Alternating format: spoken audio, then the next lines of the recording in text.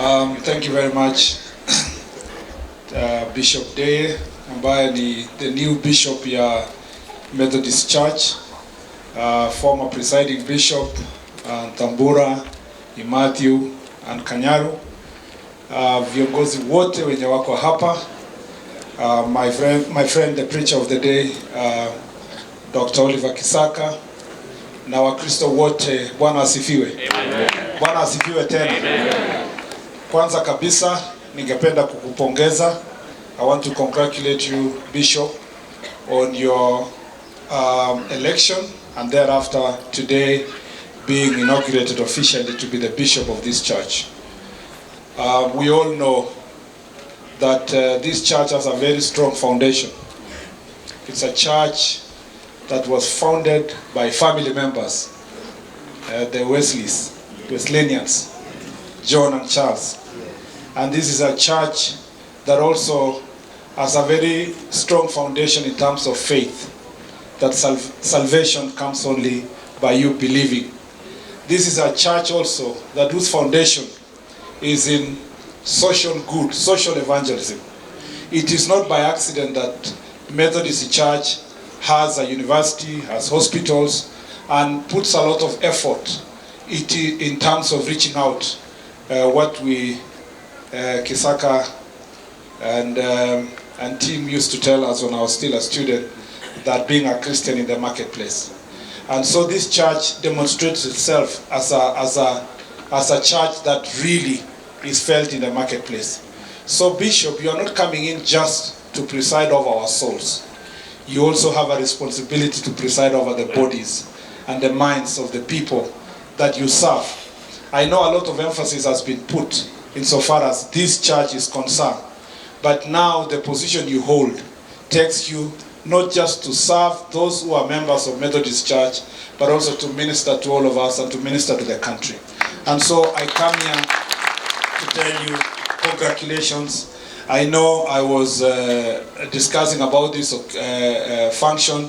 I saw you during the when you presided over the funeral of the husband of my colleague here, and she told me she was going to be here, and also I was with Mheshimiwa Mungatana and the president a few days ago, and we were trying to convince the president to be here, except for the fact that we have the African Climate Summit. And the president told us he's not able to be here, but he's going to plan to see you in person, to congratulate you in person at his own time. And so, let me say three things. One is to say that reading your story is very encouraging because your foundation of leadership came from at a very early level in terms of leadership in school. It's not by accident that you are now the bishop. There has been a process of mentorship. This is lesson number one for all of us. That church provides the best foundation for training and for mentoring leaders. If I was to speak here, Oliver Kisaka will tell you that were it not for the fact that I grew up through church, my father is a leader of church like yourself, although not at your level. And then from there, they mentored me when they were in Focus Fellowship of Christian Union, and I served as a chair of all the CUs in the country at that time. And that kind of mentorship is what led to where I am. But if you read every leader, Mungatana, Charity, there is something about what church did.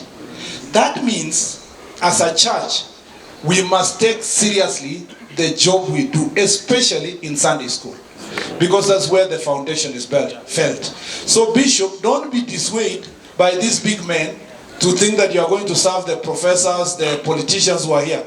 Go back to Sunday school. Make sure that Methodist Church has a very good foundation from the lower level, because that's where you grow leaders. Number two is to say that because of the challenges you went through, and I know you went through challenges, it is in public domain. The church has had challenges and it's in public domain. But count it as a blessing that you went through those challenges. When we went through challenges ourselves to form this government, It was very painful, it was difficult, we had challenges, we are here and there, friends who are disagreeing, friends who had been together were not meeting, and people who have served together had challenges. But when I look back now, when I look back at what we went through, I believe it was God's will that the current president goes through the challenges that he went through. Because it keeps you focused, it helps you to appreciate the importance of people, and also it helps you appreciate the responsibility you have. You have I see people struggling. I saw the former presiding bishop struggling. Everybody is using diplomatic language, and mtu anaongea anapiga kona kidogo anasema lakini, but you can see the pain in everyone who is seeking here to see that the church must stay united. The point people want to say here is the church stay united. So your duty is twofold. One is to reach out to those who still think that you should not have led them. Give them an opportunity to also be served by you. You are now their only bishop. There is no other bishop. Number two, count the fact that there are people who have doubts as a blessing. Because if you rested there and you had 100% votes, perhaps you would forget that you have a legacy, you have responsibility, you have certain things you need to achieve. We are so lucky in this country that President Ruto is president, but Raila is also there making some serious questions, raising, I didn't want to say noise, but raising some serious questions about how government is run. It keeps us in checks. It makes us to be more accountable. And a good opposition is important. I cannot say opposition in government, in church, but what the bishops have said and they emphasize is that you must lead, your leadership must be as consultative as possible. The last thing I would like to say is that there has been an emphasis here of the joy of diversity. There is a big celebration of the fact that you become a bishop, and perhaps from a minority community in this country. It reminded me of what Nathaniel, when Philip told Nathaniel to come and told him, there is a guy from Nazareth who has a very good story. Please come. I want to take you to a man from Nazareth. And you know what Nathaniel responded was, can anything good come from Nazareth? I am sure if someone was to be told maybe 10 years ago, 15 years ago, 20, that one day Methodist Church will have a bishop from Murkomen community, from Tana River, from the small of the communities. Possibly someone would have said, Methodist, can a bishop really come from Tana River for this kind of a church? But you are now there. You are there so that, one, not so that you feel like, okay, you've been done a favor, but to become an inspiration, to become an example. And the church has become an example for us in politics, so that we set aside our differences and see people. For what Martin Luther King Jr. said, that you don't see, the color of the skin, but you all focus on the content and the character of every individual who serves this country. Thank you, Dr. Oliver Kisaka. I'm glad I came to church today.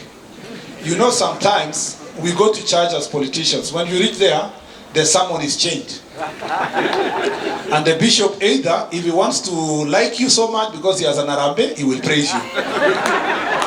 If he had an issue with your party, you will be the subject of being hammered throughout. They'll just be saying, leadership in this country has failed. Corruption, and then they'll be looking at you. But today you preached, because I of course know you, but you preached like a real pastor. And I want to remind Bishop Deye here, when we come to church, those of us in leadership, we don't come with our clothes of presidency, cabinet secretary. We are just weak souls who want to be ministered. The pain and the challenges we go through does not deserve being hammered again when you arrive church.